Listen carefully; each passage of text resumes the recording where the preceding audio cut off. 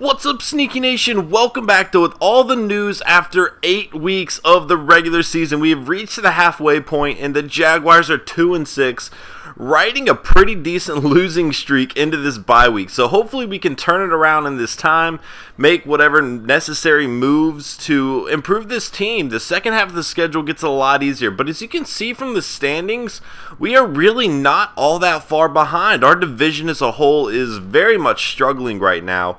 Now, we do have 2 more losses than everybody, 1 less win than everybody, but you can turn that around pretty quickly, especially since I really haven't gotten into any of the division games. So 1 win against one of those teams and we're right back in the mix. So things are not as bad as they might seem. Let's go ahead and look over. As you can see, Pro Bowl voting has started. All right, so one thing I should say about this episode is I was kind of considering how to do this. Because with this bye week, that means I'm not going to really have any news to follow through. I don't really like the idea of doing 2 news episodes in a row. I kind of like having, a game, then stats or whatever from that week afterwards. But with the whole bye week, it kind of puts me in that predicament. Because at the same time, I don't want to be inconsistent. I kind of like having something happen from each week of the season. So what I'm going to do is I'm going to break this down into 2 shorter episodes. But I'm going to upload them back to back, like right after each other. Usually, I'll wait a few days or something. No, these are going up back to back, so that way I'm going to have the Week 8 news followed by the Week 9 news, and then we're going to get back into the other game. And that's not ideal. I don't really like the idea, like I said, of having 2 news episodes in a row, but at the same time, I also do not really want to kind of be inconsistent with that and merge these 2 into one episode. So what I'm going to do with this episode in particular is I'm going to kind of do it like I usually do. Then I want to simulate a week for the next episode, and before we play that game, I am going to go over all the Pro Bowl voting and everything like that, so that'll be its own episode. So hopefully y'all are okay with that. Like I said, it's not ideal, but we only really have this problem once a season. So anyway, let's go ahead and advance on to everything. Let's just go start checking out some stats at this point. Scouting, I really don't have much scouting points right now, so I'm just going to kind of have to hold off on that. As you can see, we are 31st value in the NFL right now. I don't really like that at all. That's definitely not good. We need to get this team success up to have a shot at anything. Our popularity is very low. That has a lot to do with us not really having many marketable players. That's something I'm going to have to keep an eye on during the draft, because that really does play a difference in the amount of money you're making. So I'm definitely going to have to keep an eye on that. Start scouting personality more than I have been. That's something really new to this season of Madden. So I'm really going to need to check that out more than I have. And obviously the stadium's definitely going to improve next season. And the staff, I'm going to look to improve that as well. We'll kind of see which coaches come back and if we need to make a move there. So team stats. I don't really need to do this one. I need to do NFL stats, don't I? Well, we can look at this too, I guess. Points per game. Let's see how low we are on the totem pole here. 18.3 points a game, not all that good. Rushing touchdowns, oh man, some teams only have 1. All right, well, we're not that bad. We're not great though. Passing touchdowns, all right, we're doing pretty good here actually. Let's see, we're tied for 4th.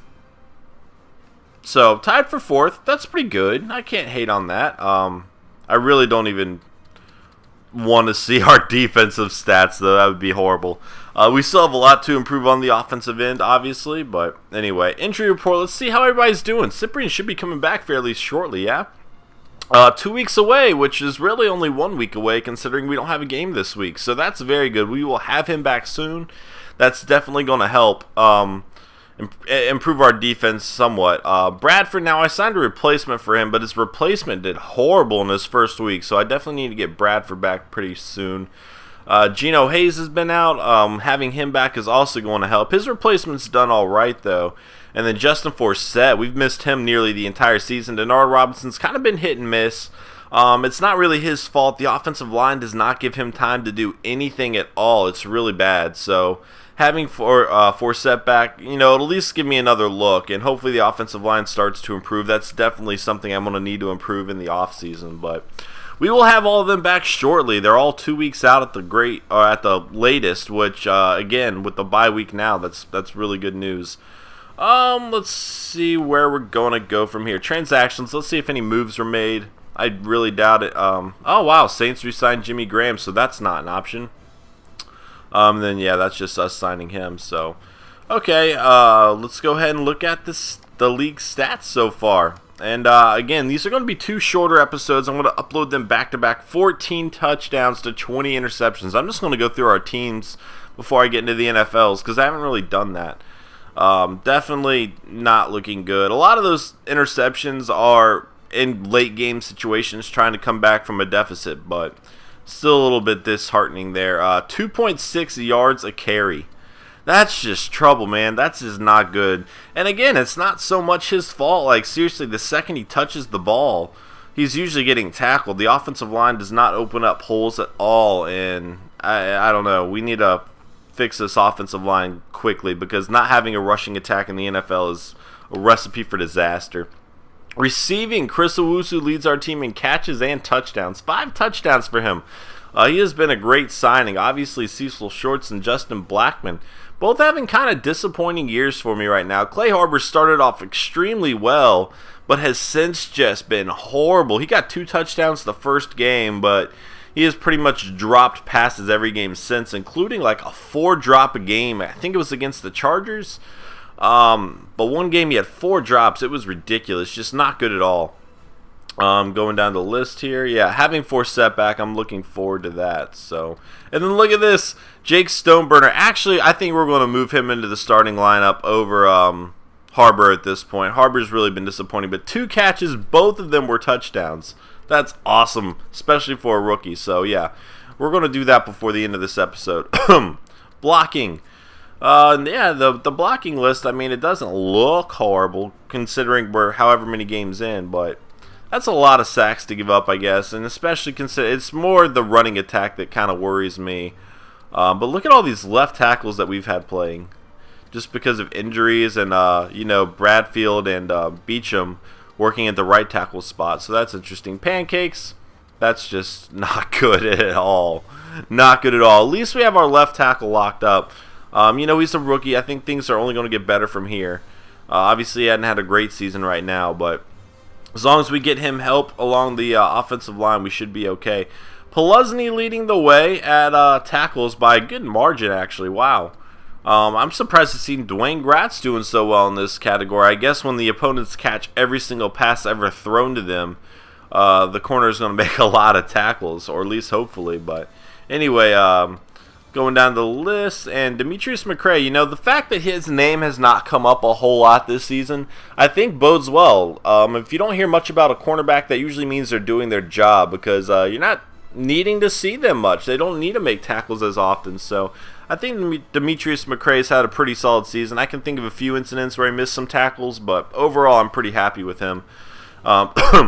Sacks, let's go ahead and check this out. John Latulele, he has been great for me, obviously. The rookie getting 8 sacks in his first 8 NFL games. Excited about that. Jeremy Mincey's been very good for me as well. He's been kind of quiet for the first half of the season, but the second half he has turned it up and really put pressure on the quarterback, so I'm excited about that. Just some other sack guys there. Let's go to interceptions, and DJ Moore has lit that up. 5 interceptions for him, 3 of them coming in one game and 2 in another. Been kind of quiet the other games, though. Dwayne Gratz has 2 interceptions, and it's just a bunch of people with only 1. Cyprian, who got an interception on the goal line to save a game. I think he won us that game. I'm pretty sure. I don't really remember, but on that interception is when he got hurt, so we've been missing him.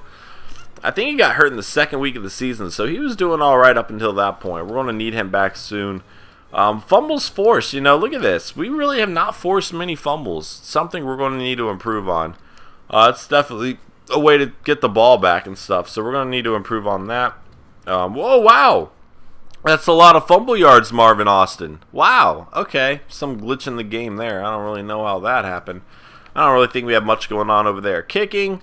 Let's see, 50 yards, 2 of 6, from 49 yards, 4 of 5. So, 39, 1 of 1, 2 and 2.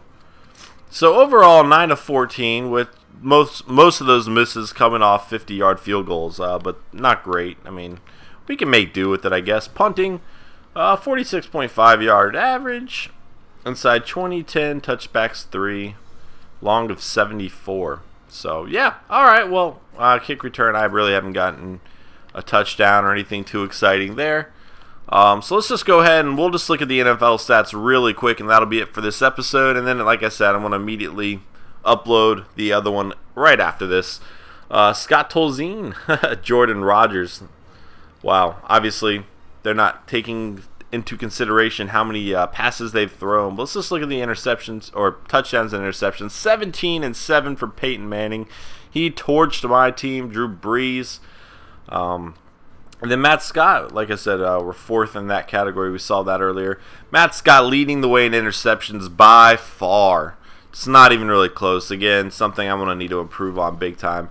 Rushing, Adrian Peterson still averaging 8 yards a carry. That's insane. LaShawn McCoy at 7.2. Everybody else is kind of down there at an average. Jamal Charles is 6.2. Alfred Morris is 6.3. Receiving, Wes Welker leading the way, and then you have Roddy White and Julio Jones, the teammates right there. The fact that the top 5 receivers, 2 of them are from the same team, is pretty funny. Let's see if there's any other names in here that kind of stand out a little bit. Just a name you might not expect to see. Nope, mostly everybody you would expect to see. Josh Boyce, I guess, but he doesn't even have a touchdown. Let's look at the touchdowns here. And Donnie Avery, well, yeah, there you go. And Percy Harvin leading the way there. Burleson, that's interesting, with 6 over Calvin Johnson Jr. Dwayne Bowe and Jordy Nelson all with 6 as well. Blocking, oh, let's just look at the drops category. That might be fun. That might be interesting to see how I can't see it. I was going to say how I'd probably have the leading 6 players in that category. Pancakes. All right, wow, he's killing it. Costanzo. Sacks. All right, so it's not as bad as I thought. That's a lot of sacks to give up from 2 teammates leading the way. Oh, Geno Smith doesn't have a shot. Defense, sacks. Let's see how this is. Gaithers and Houston leading the way with 10. And then we're still there at 8. Geno Atkins, Hughes, and Ezekiel Anza, I believe. I might be pronouncing that wrong, but he's a rookie, so good for him to get up there. That's cool to see. Interceptions, we'll check this out. Cam Chancellor at 6, Harrison Smith at 5 with Sean Lee, and then obviously DJ Moore. So look at defensive touchdowns, and then that will be it for this episode. It's actually run a little bit longer than I was anticipating, a lot longer than I was anticipating. So I'm going to try to wrap this up.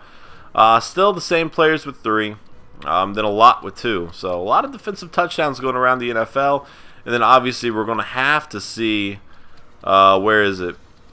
The play that killed us.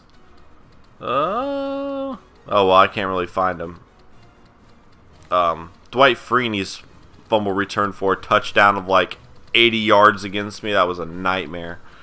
I don't know where it's at on here. But anyway, we'll move on. Guys, thank you so much for watching. I hope you're okay with this. Like I said, I really don't like the idea of doing 2 news episodes in a row. The bye week just kind of made it happen that way. And I kind of like the format of the how I've been uploading in terms of like showing that and then a bye week. So I kind of want to keep it up where I have an episode for each week. So yeah, next episode's just going to be all about these awards over here. I'm excited about that, and I will see you then. Later, guys.